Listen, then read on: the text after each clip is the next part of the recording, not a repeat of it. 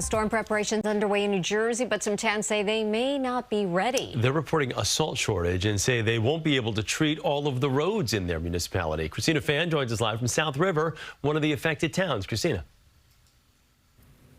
Well, Chris and Mary, ahead of a major storm like the one anticipated this Sunday, DPW salt sheds are usually filled to the brim, but the one located inside this complex is practically empty. Several towns all across New Jersey are experiencing the same shortage, and officials are worried what this means for the safety of their families, residents, as well as drivers. Township officials tell us that the reduced salt supply is not from a lack of planning, but rather delays in deliveries. It is the same deal over in Piscataway. Mayor Brian Waller says in his 25 years in office, he's never been able to see so far down his salt barn. It has a 4,500-ton capacity.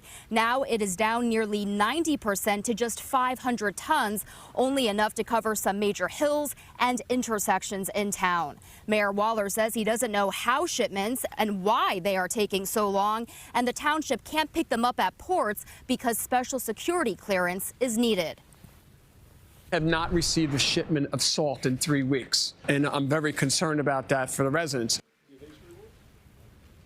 Families are feeling the impact of this shortage, too. Bags of ice melt have been flying off the shelves at hardware stores who say their suppliers just can't keep up with the deliveries. When it comes to interstates, though, the New Jersey Department of Transportation says it thankfully does have a sufficient supply and will be able to treat state highways with no problem. Now, back here in South River, the township is expecting a shipment of salt to come in later today. They are hoping, fingers crossed, that it finally delivers this time.